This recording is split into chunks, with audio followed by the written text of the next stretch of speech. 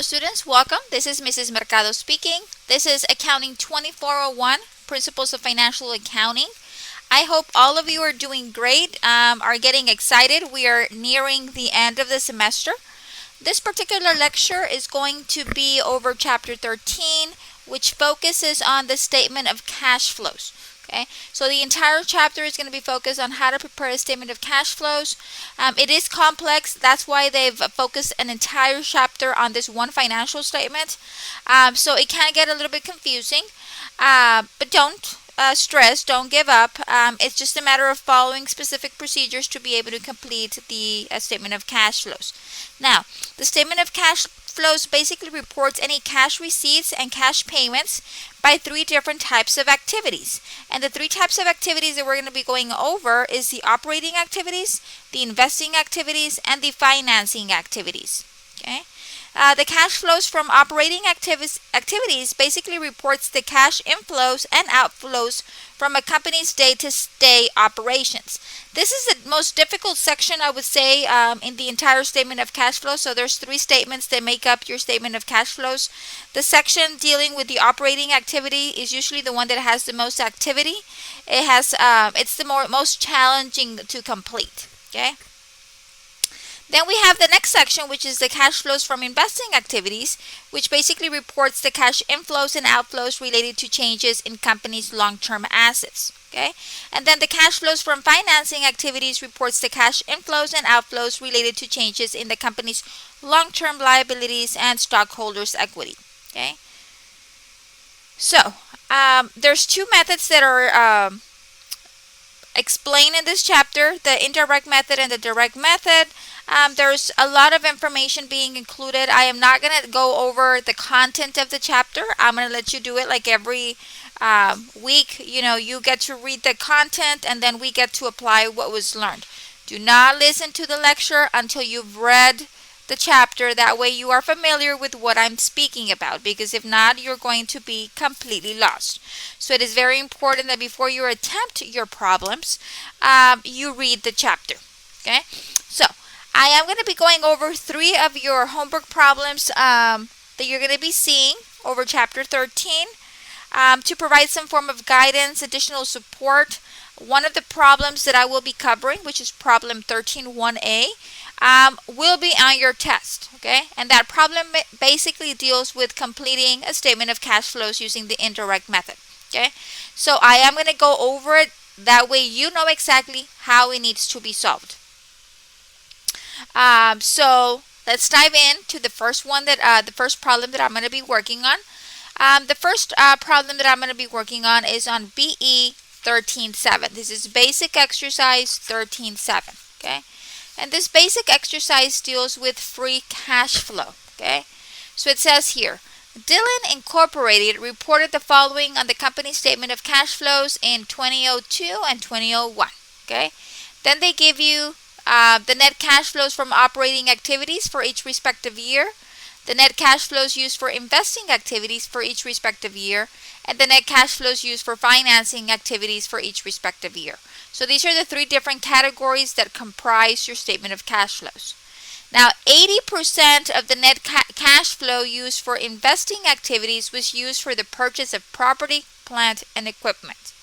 They're asking us to A, determine Dillon's free cash flow for both years, and B, identify if Dillon's free cash flow has improved or declined from 2001 to 2002.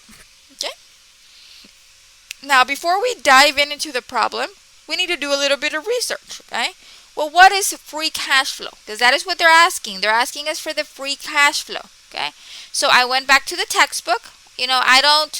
All of the information presented is in your book. Okay, I'm not going to give you a problem that is not included or the content is not covered. If it's a problem assigned for homework, it's because the content is provided in the chapter. So I got this straight out of the ebook. Okay, so it says free cash flow is basically the amount of operating cash flow available to a company after it purchases property, plant, and equipment necessary to maintain its current operations, and it's computed as cash flows from operating activities less cash used to purchase property, plant, and equipment. Excuse me. So, the formula is very easy. You're going to get your cash flows from operating activities, and you're going to deduct any money that you used. So you generated income from operations, and you're going to deduct any money that you used to purchase property, plant, and equipment with cash. Okay? Only if you purchased it with cash. Okay? The textbook goes on to explain. There's a section on your book which covers Objective 6 that talks about free cash flow. Okay, so basically it says here free cash flows measures the operating cash flow available to a company after it purchases property, plant, and equipment, and it's necessary to maintain its current operations. Since the investment in property, plant, and equipment is necessary to maintain current operations, cannot often be determined from financial statements, and analysts estimate this amount using the cash used to purchase PPE. Okay, and then this is how they estimate. So now we're going to do the same thing. Okay, now let's look at the formula right here. It says it's computed as cash flows from operating activities. Do we have that information? Yes.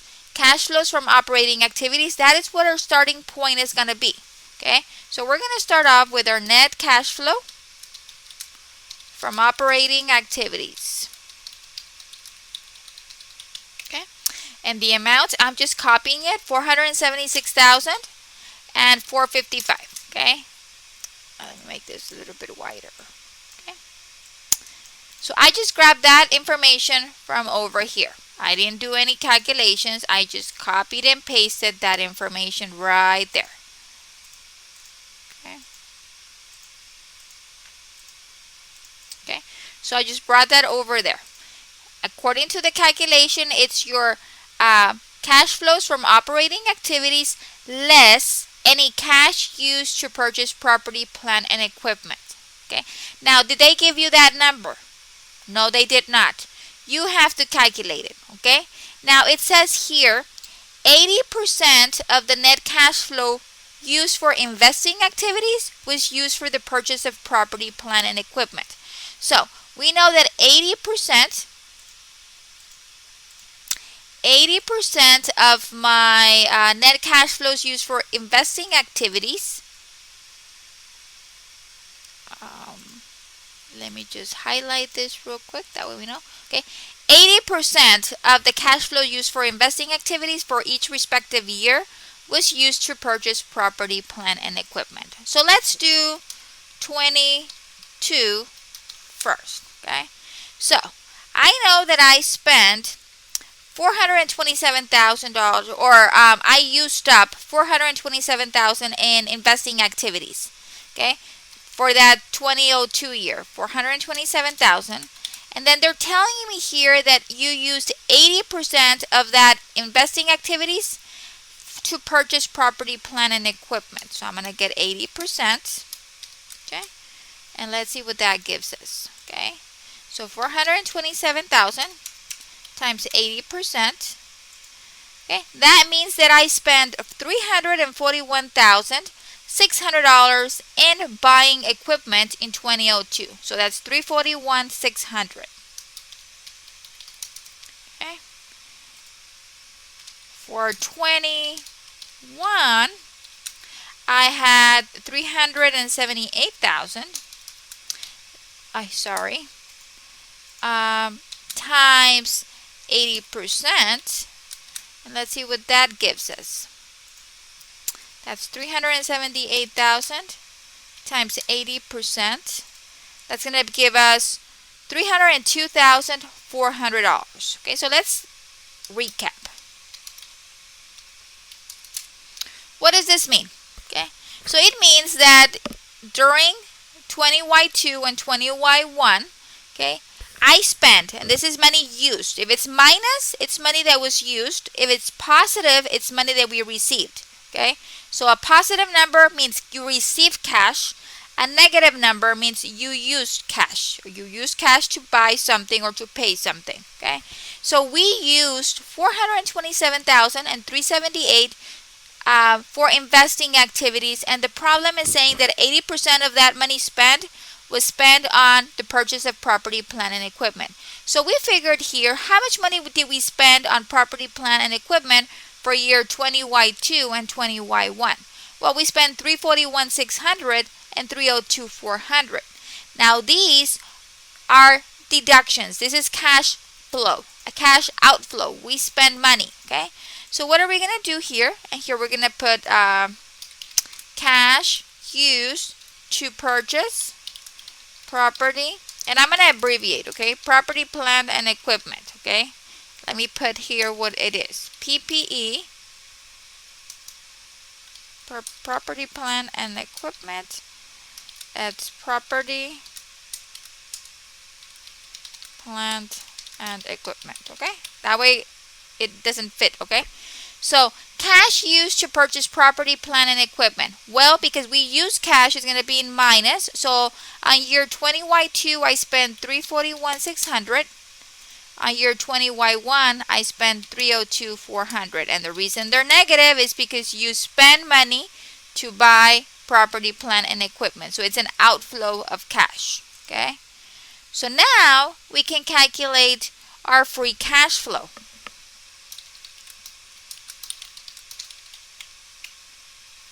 Let me underline these two. That way, very good. Okay, so to get the free cash flow, you're gonna get the 476,000 minus the 341,600. Okay. Okay. So I generated $476,000 from my normal operating activities. I spent $341,600 to purchase property, plant, and equipment. That gives me a free cash flow of $134,400. Okay. For 20Y2, for 20Y1, I started off with $455,000 in operating activities. I spent $302,400 in property, plant, and equipment. That gives me a free cash flow of $152,600. Okay. Okay, so that is requirement A. Now, requirement B. Has Dylan's free cash flow improved or declined from 20Y1 to 20Y2? So, if you notice in 20Y1, my free cash flow was $152,600. In Y2, it was $134,400. So what? Do we have an increase? Did we improve or do we decline? Okay, what happened? Well, if I'm looking at this, I had free cash flow of $152,600 in 20Y1, and then in 20Y2, that dropped to $134,400. So I have less free cash flow. So the change in free cash flow from $152,600 to $134,400 represents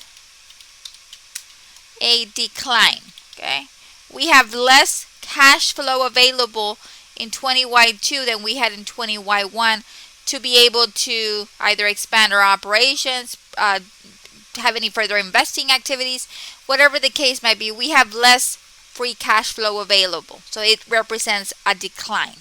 Okay, so here, where I've seen in the past students get confused is they're giving all numbers for operating, investing, and financing, and what they basically do is they just want to subtract everything. No, we need to understand what free cash flow is, and free cash flow is computed as cash flows from operating activities less cash used to purchase property, plant, and equipment. Okay, so in this particular case, they gave you a percentage of the investing activities that was the money used to purchase property, plant, and equipment. Okay, so I've included the calculations here. That way you can apply that to the homework problem that you have. Okay, now, like I said when this lecture started, the cash flows has 3 sections.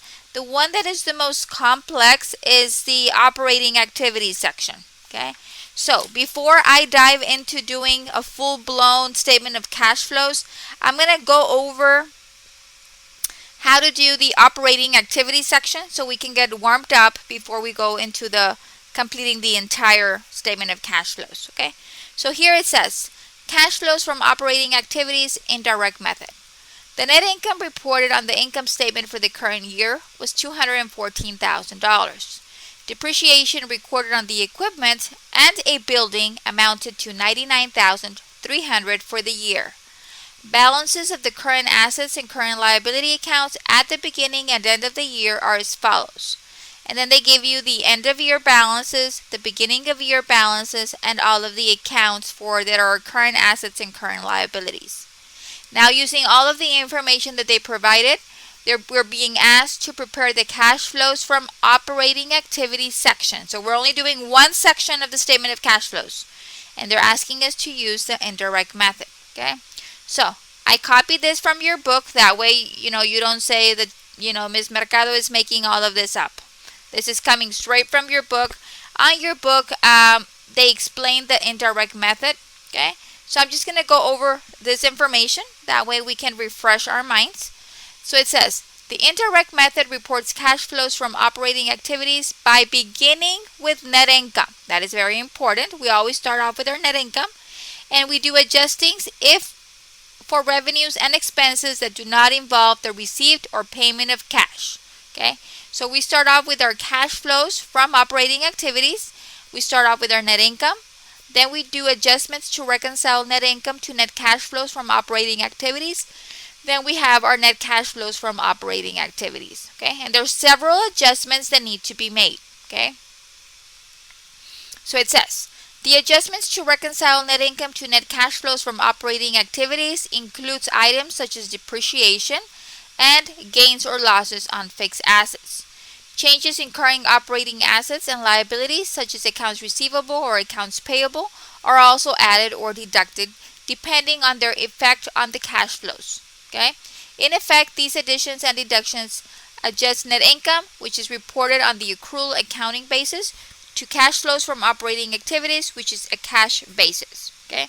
So, they explain that the primary advantage of the indirect method is that it reconciles the differences between net income and net cash flows from operations. In doing so, it shows how net income is related to the ending cash balance that is reported on the balance sheet. Okay? Because the data is readily available, the indirect method is less costly to prepare than the direct method. As a result, the indirect method of reporting cash flows from operations is most commonly used in practice. Because the indirect method is most commonly used in practice when we go out there and we work in the field, that is the method that I'm going to focus on for your test and for your homework problems. Okay, so that is the method that we're going to be applying. Now, preparing the operating section of the statement of cash flows is confusing. It's I wouldn't say difficult, but it's just a matter of following specific steps. If you refer to Exhibit 5, which I included here, that is going to be your map of how you prepare your operating section of the statement of cash flows. Okay, and we'll go through that in a little bit. Okay, but basically there's three steps. Okay, step number 1 is your depreciation of fixed assets. If you have any depreciation of any of your fixed assets, you're going to add that number. Okay, so let's start from the beginning. You always start off with your net income or loss. That's your starting point. If you have any depreciation, you're going to add back your depreciation. Why am I going to add it back? You're going to add it back because when we calculate your net income, it's revenues minus expenses. Okay, under the expense section, we have depreciation expense.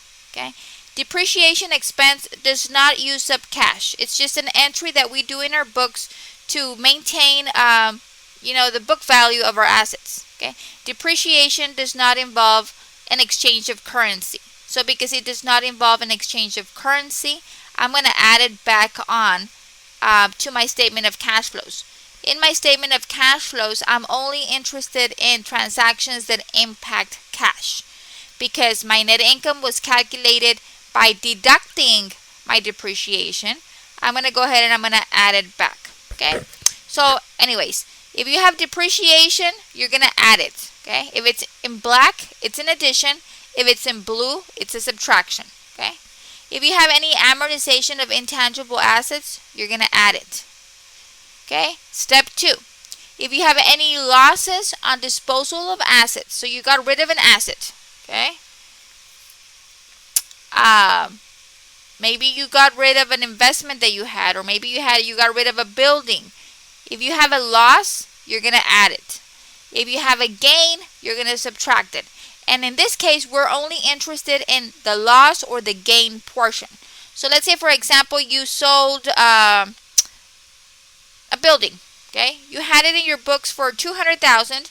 You sold it for $150,000. You have a loss of $50,000. You're only going to record the loss of $50,000 in this section. Okay, that's it. Only the loss.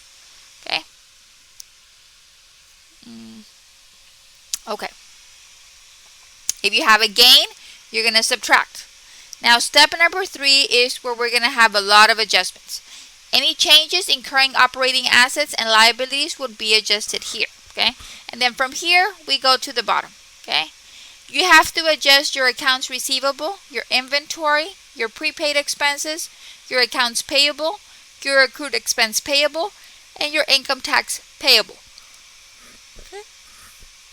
If it falls in this section, you're going to subtract. If it falls in this section, you're going to add. And we're going to apply that in a little bit, okay? It all makes sense, okay?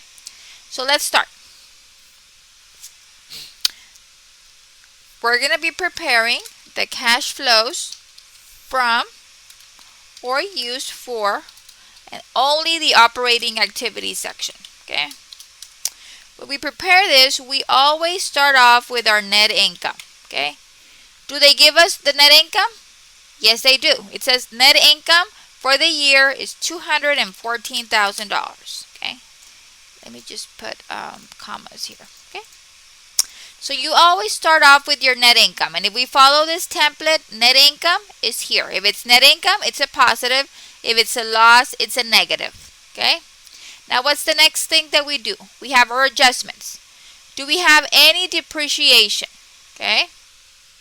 So next, we're going to have our adjustments to reconcile net income to net cash flow from operating activities. Okay, and let me wrap that. There we go. Okay, so adjustments. The first adjustment that we have, which is step number 1, is any depreciation or amortization. Okay. We don't have any amortization in this problem, but we do have depreciation. It says here that we have depreciation of $99,300. Okay, that's my depreciation. Okay, so I've already used my net income of $214. That has been used. Okay, now depreciation is right there. I've already used that. I'm going to be using that number right there. Okay, so I'm going to have depreciation. Now what happens with my depreciation? Okay, so I have depreciation. I'm going to add my depreciation. It's a black number, so that means I'm going to add my depreciation. So depreciation expense is going to be added. Or let's just put depreciation. Okay, my depreciation is going to be added, and we have $99,300. Okay.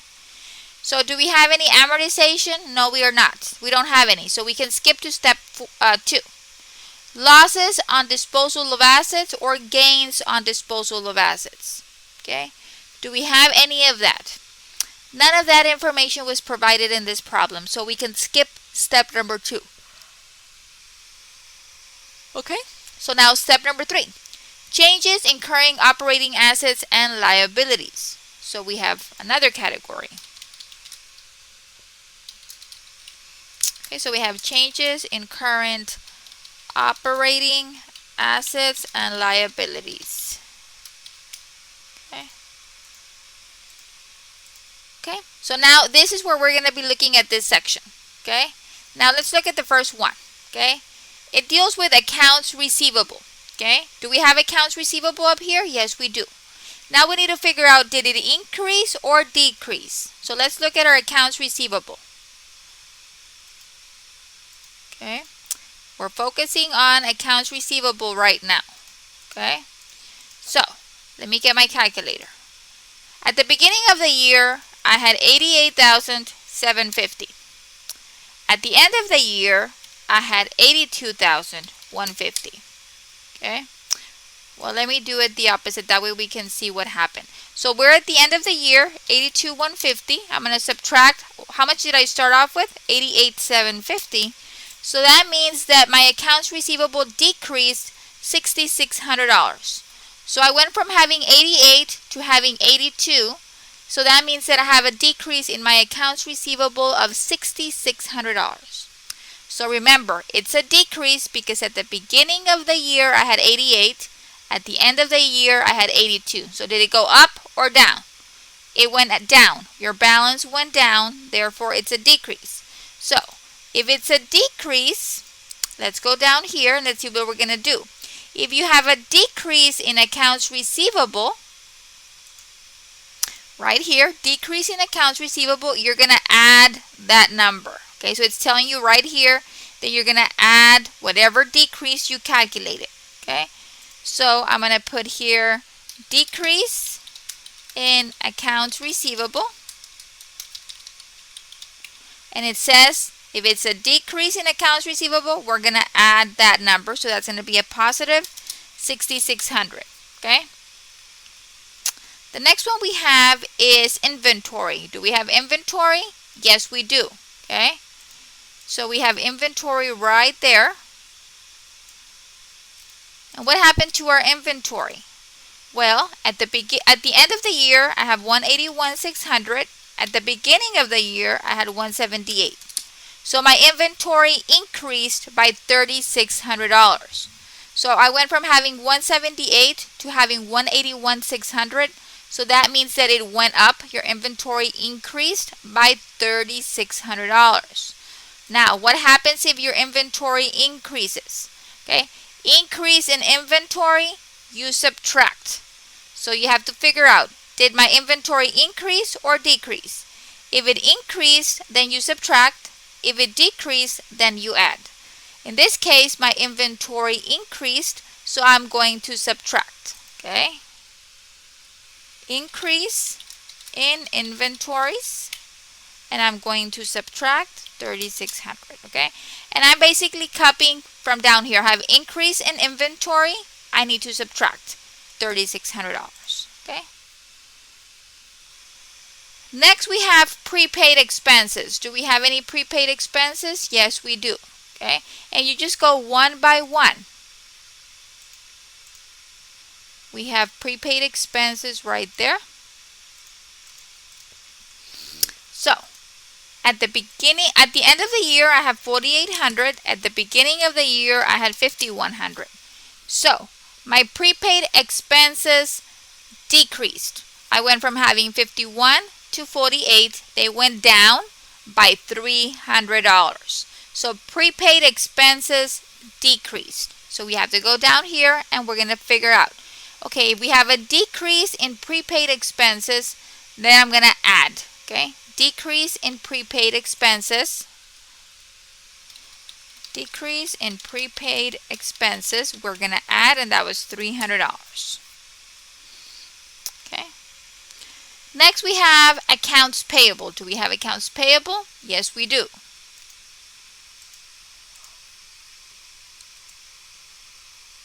Okay. So let's pull up our calculator. Well, I have at the end of the year $93,700. At the beginning, I had $115,000. So my accounts payable decreased by $21,300. Okay, so your accounts payable decreased. Okay, so if your accounts payable decreases, right here, decreases in accounts payable, then we subtract. Okay, so we have a decrease in accounts payable. And if we have a decrease in accounts payable, we subtract. And that was $21,300. 300. Okay. Do we have decreases, or do we have anything related to accrued expense payable? Okay. We have salaries payable. Okay, that's another payable account, so I'm going to include that there.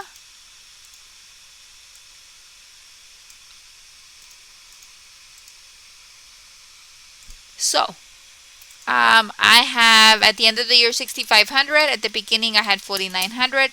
So that means that my salaries payable increased by 1,600. Okay, so we have an increase in salaries payable. And remember, these are changes incurring operating assets, and I misspelled assets, I'm missing an S, and liabilities. Salaries payable, anything that has the word payable on it, it's a liability. Okay, so if I have an increase in accrued expense payable, then I am going to add, and the amount was $1,600. Okay, for those of you that missed it, how did I get 1,600? 6,500 right here from your salaries payable minus 4,900, that gives you $1,600. Okay, so those are all of the items, the adjustments that need to be done. I already did step 1, step 2, and step 3. Now we can calculate, let me see. Now we can calculate the net cash flow from operating activities. Okay. And to do that, you're basically going to add the positive numbers and subtract the negative numbers. Because I am using Excel, I'm just going to sum all of these up. And it'll give me, let me see. I forgot to pick up a figure. Equals the sum of all of this. There we go. So my net cash flow from operating activities is $296,900. Okay, so you add all of your positive numbers, and I'm going to do it on the calculator, that way you get to see it. So what I like to do first is, that way I don't confuse myself, I like to add all of my positives and then subtract my negatives. So I'm going to do 214,000 plus 99,300 plus 6,600 plus 300 plus 1,600 gives me 321,800, and then minus 3,600 minus 21,300, and that gives me 296,900. Okay, so that is your net cash flow from operating activities. Now it's asking you, if the direct method had been used, would the net cash flow from operating activities have been the same? Explain. Yes. Okay, the amount of cash flows from operating activities reported on the statement of cash flows is not affected by the method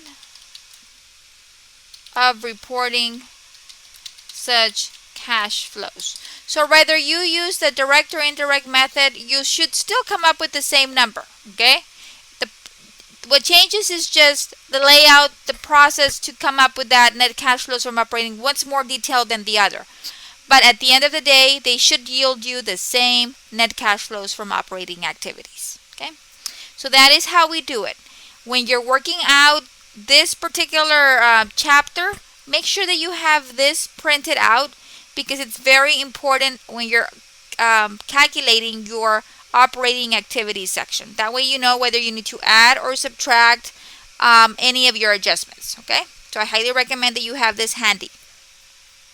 And this is Exhibit 5 from your ebook. Okay, so now this was just one of the sections when we were preparing our statement of cash flows. What you're going to have on your test is actually completing an entire statement of cash flows. Okay, So it's a little bit more difficult. But here we go. So it says, Statement of Cash Flows, Indirect Method. The comparative balance sheet of Livers Inc. for December 31, 2003 and 2002 is shown as follows. And then they give you all of the information for your assets and your liability and stockholders' equity for each of the years. Okay. Then they give you additional data. Okay. Additional data obtained from an examination of the accounts in the ledgers are as follows. Okay. The investments were sold for $175,000 cash. Equipment and land were acquired for cash. There was no disposal of equipment during the year. The common stock was issued for cash. There was a $500,000 credit to retain earnings for net income, and there was $90,000 debit to retain earnings for cash dividends declared. So they give you a lot of information. We are being asked to prepare a statement of cash flows using the indirect method of presenting cash flows from operating activities. Okay. Now, I like this diagram. This is Exhibit 1 in your ebook. Okay. It tells you the cash inflows and cash outflows by each of the different categories. So for operating, you receive money, that's cash inflow. You receive money when you sell a product or you provide a service. Excuse me. So the cash inflows, it's from operating, has to do with selling a product or providing a service. Cash outflows, this is when you spend money. This is you spend money dealing with operations when you purchase inventory, when you pay your employees, when you pay your taxes, anything related to the operations of the business. Okay. Cash inflows for investing is from a sale of a property, plant, and equipment, or from a sale of investments. So if you sell property, plant, equipment, or investments, your money is you're receiving money. So it's an inflow. Cash outflow is if you buy property, plant, and equipment, or you purchase an investment. And it's outflow because you're paying for that property, plant, equipment, or investments in cash. And last but not least, we have financing.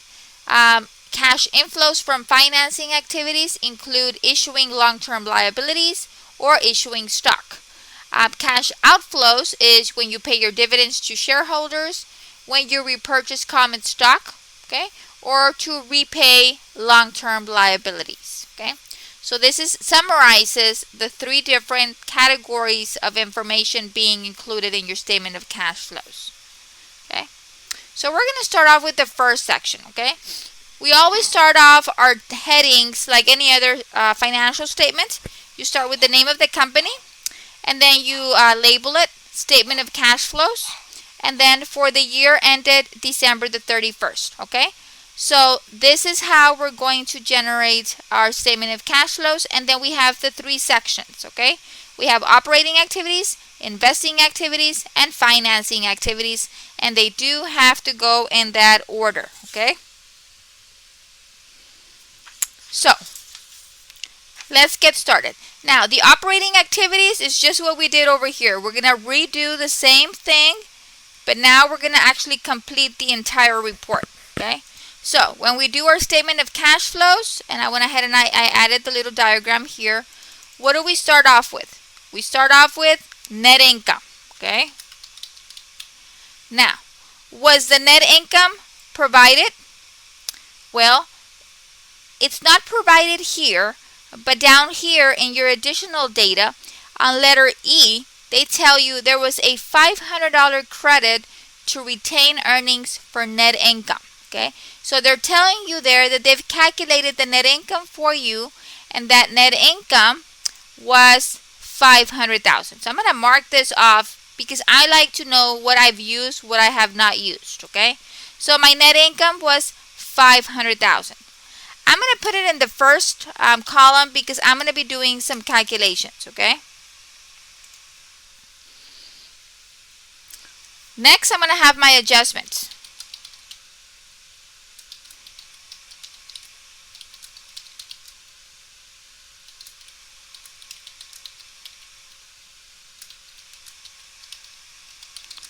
Let me just finish typing here and let me wrap text this. Okay.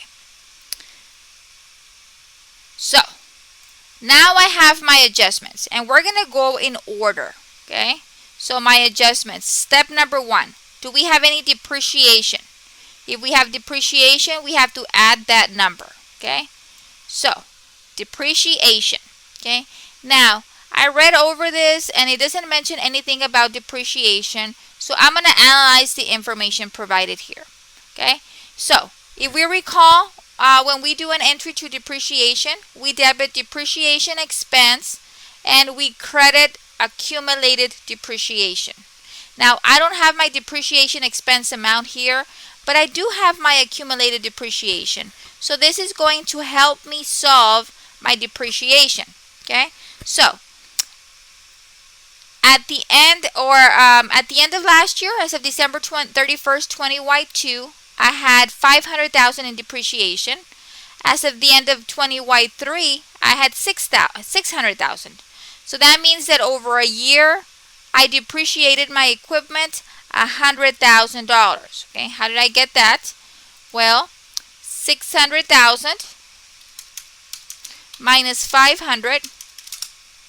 That means over a year, I depreciated my equipment an extra $100,000. So I went from 500 to 6,000. That's a $100,000 jump.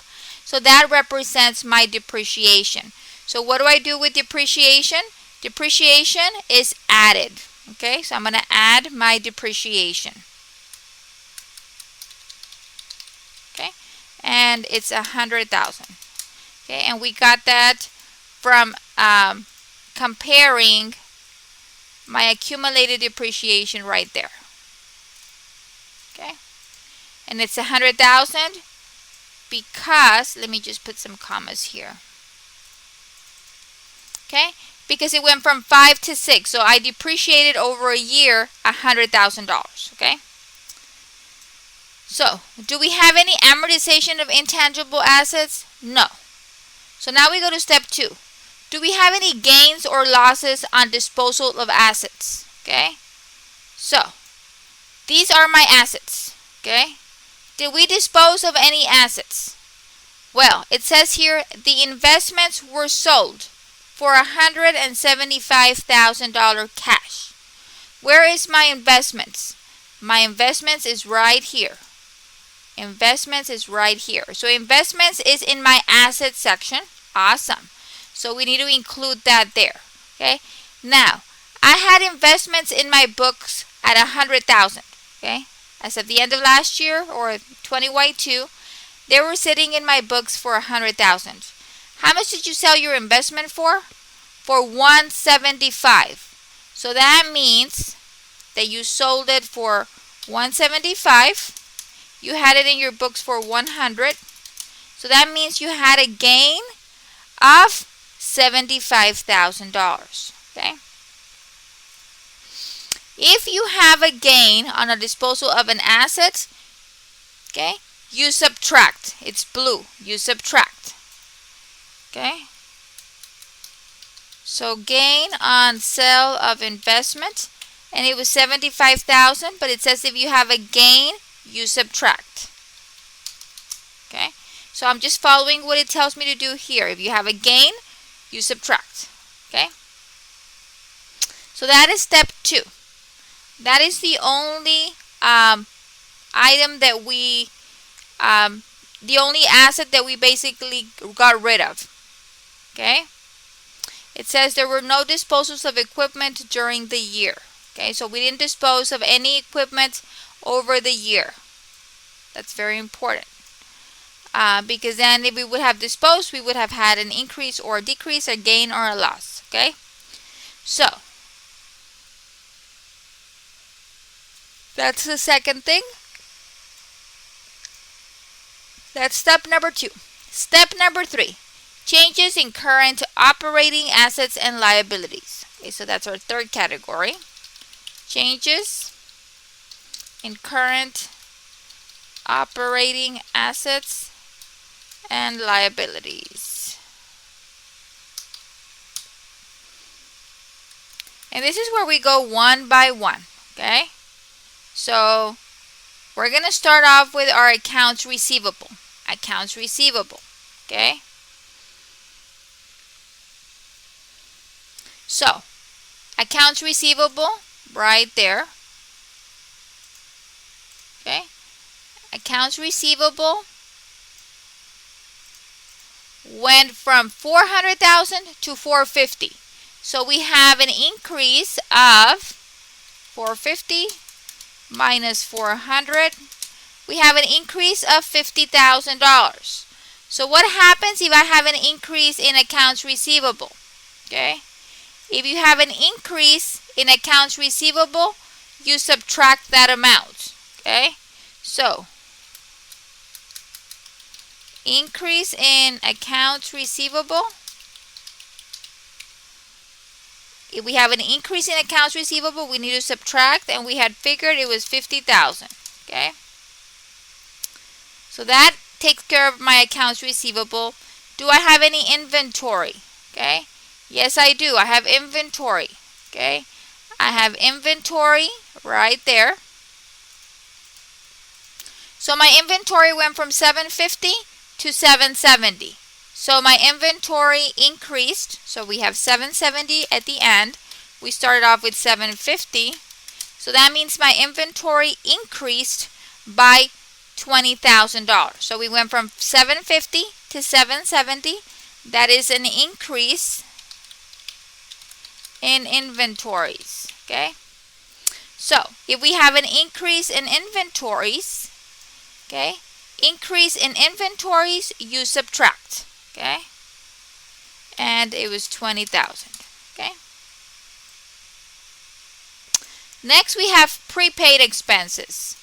Do we have any prepaid expenses? No. Next we have accounts payable. Do we have any accounts payable? Yes, we do. Accounts payable right there. Okay. So my accounts payable, last year I had 300, now I have 340.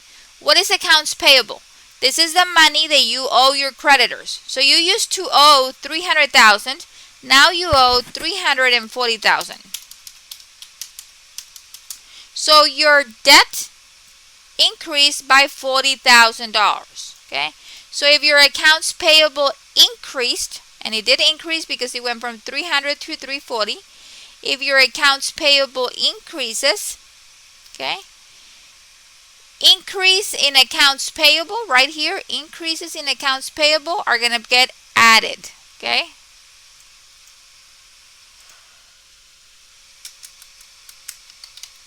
Increase in accounts payable. And it says that if you have an increase in accounts payable, you add. And the amount was 40,000. Okay. So accounts payable went from 300 to 340. That was an increase of 40,000. Okay. Do we have any accrued expense payable? Okay. Yes, we do right there. Accrued expense payable. Okay. So my accrued expense payable went from 50,000 to 45,000. So what happened here?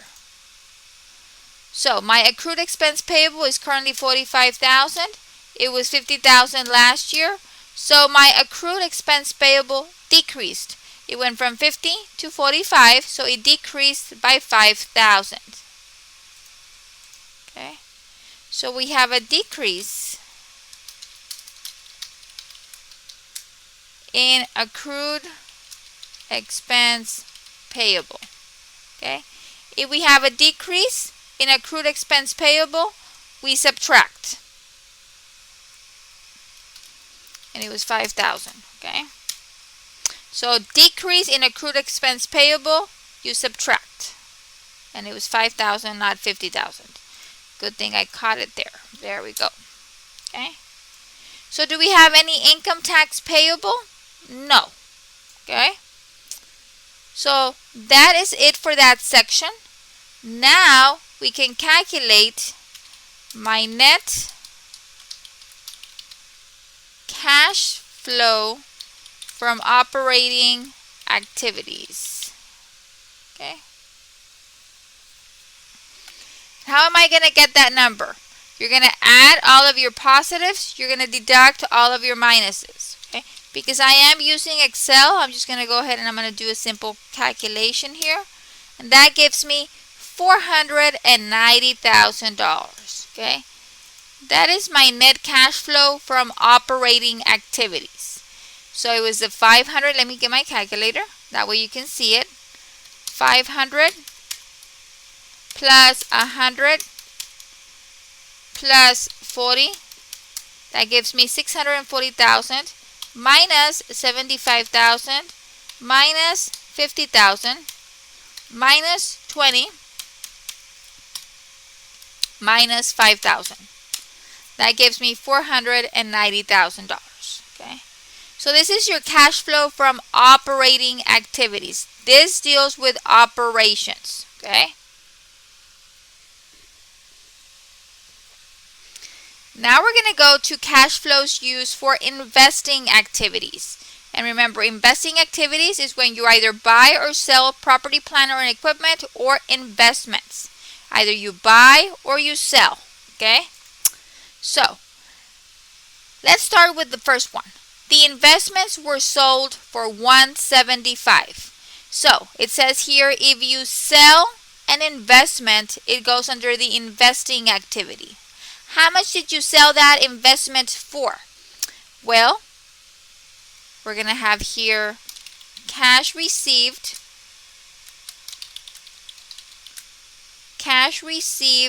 from sale of investment. Okay? That's letter A. Cash, and we sold it for $175,000. Because, you see, if it's in investing, from the sale of an investment, which is what we did, this is a positive. We add. Okay? So that's why we're adding 175. Okay? What else happened? Okay?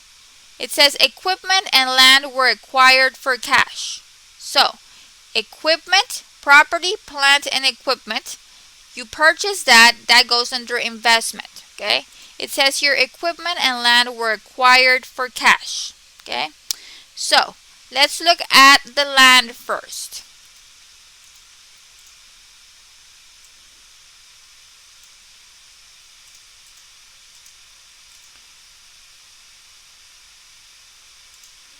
The land. Last year we didn't have any land. This year we have 500,000 in land in our books. So what does that tell me? That tells me that I bought land of 500,000. Last year you didn't have it. Now you have it on your books for 500,000. So if you bought land, if you buy property, plant, and equipment, you subtract right here, a minus. Why? Because it's a cash outflow. You had to give them money so they could give you the land. So the money left the company. Okay? So I'm going to go ahead and I'm going to put here cash paid to purchase land. And how much was our land? $500,000. Okay? How about the equipment? Okay?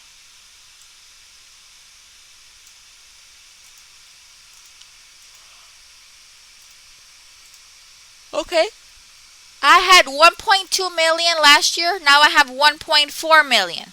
So that means that I must have purchased, let's get that calculator out, 1,400,000 minus 1,200,000. That means that my equipment cost me $200,000. So if you buy equipment, to buy property, plant, and equipment, you subtract. Okay? If you're investing, it's a cash outflow. You subtract. Okay?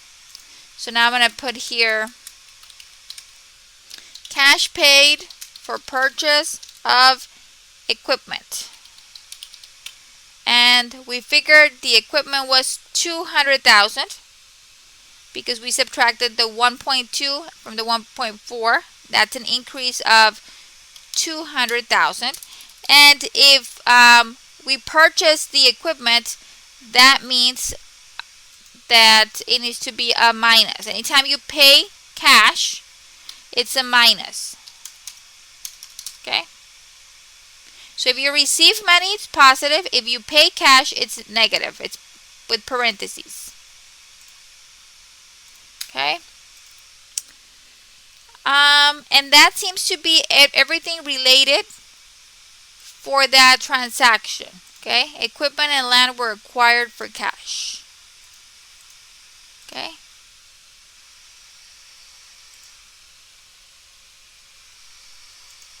So now I can do my net cash flow from investing activities. Okay.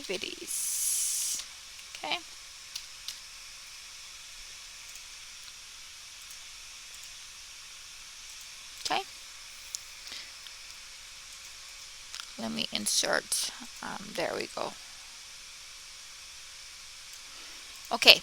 So net cash from investing activities. Okay. So we're gonna add those together. I'm gonna add the positives, subtract the negatives. Okay.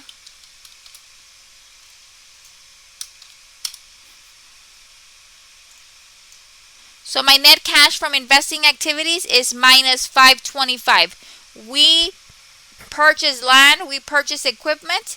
That was the major reason my investing activities are seeing a net cash outflow. Okay. Yes, you receive money from the sale of the investment, but you also use a lot of your money to buy land and equipment. Okay. Now the last section that we have, okay, is the financing activities. Under financing activities, either you receive money from the issuance of long-term liabilities or by issuing stock, or you pay money to pay dividends to shareholders, to repurchase common stock, or to repay long-term liabilities. Okay? So,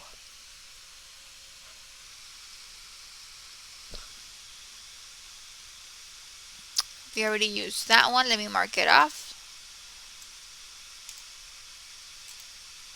Okay. This one. Okay. I don't know where it is. Common stock was issued for cash. Okay. Now if we go back, it says issuing of common stock or stock. Okay. If you issue stock, you add. Okay. So it says common stock was issued for cash. But they don't tell you how much common stock. You have to calculate it looking at the information presenting. Okay. Now when we're dealing with stock, we have to look at the common stock. We have it in our books at $4 par per share.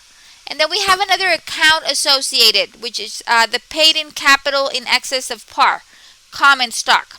So if they're paying above the market price or above the face value of the stock, then we put that overage into my paid in capital category here, or account. So when they're asking us for the common stock, we have to pick up both of these accounts right there. Okay. So we have cash received from sale of common stock. So which one should we do first here?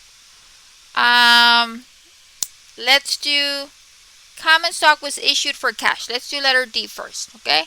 So we issued common stock and we received cash. So cash is being received. Okay. So that means if you issue stock, you're going to get money. Add. Okay. So, let me get my calculator. I see that my common stock account went from 600 to 700. That represents an increase of 100,000. 700 minus 600. That represents an increase of 100,000. My paid in capital went from 175 to 200. That is an increase of 25,000. Okay? So 100,000 plus the 25,000 for my paid in capital in excess of par. My paid in capital went from 175 to 200. That's an increase of 25,000. That means the cash that you received for the sale of the common stock was 125,000. And that's because your common stock went up 100, your paid in capital went up 25. Okay?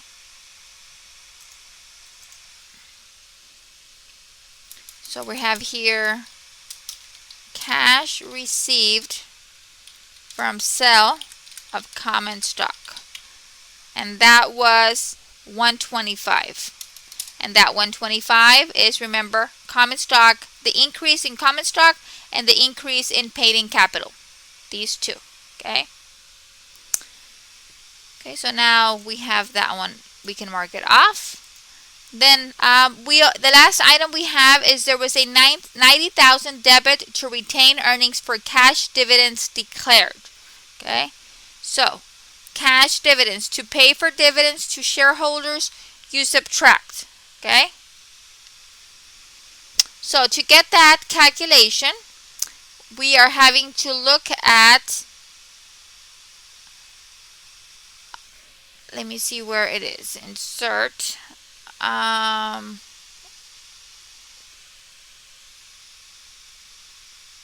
right here, dividends declared, right there. Okay, so we're going to be looking at, we declared $90,000 to retain earnings for cash dividends declared. Now let's look at cash dividends over here, dividends payable. Okay, we had declared dividends, we had $25,000 sitting in our books last year. This year we have $30,000. Okay, so my calculation, I'm going to include it in there. I'm going to go ahead and I'm going to put cash paid to dividends.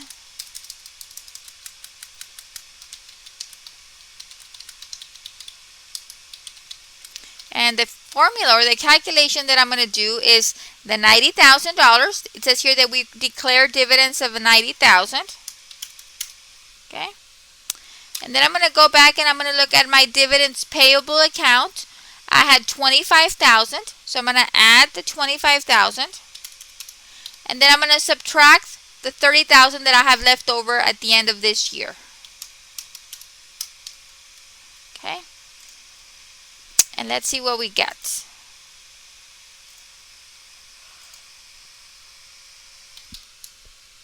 $90,000 plus $25,000. That gives me $115,000 minus $30,000. That gives me $85,000. Okay. Now we are declaring cash dividends declared. Okay. Then that means to pay dividends to shareholders, I am going to subtract. Okay. So I'm going to subtract the $85,000 that we calculated right here.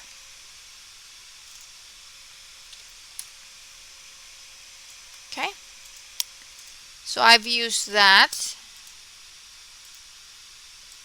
So I have used up all of my numbers so far. Okay. I used up all of my additional data, and I used up all of the information that was related to the calculation of our statement of cash flows. Okay. So everything has been used up. Okay. Now I can figure out your, right here, your net cash flows.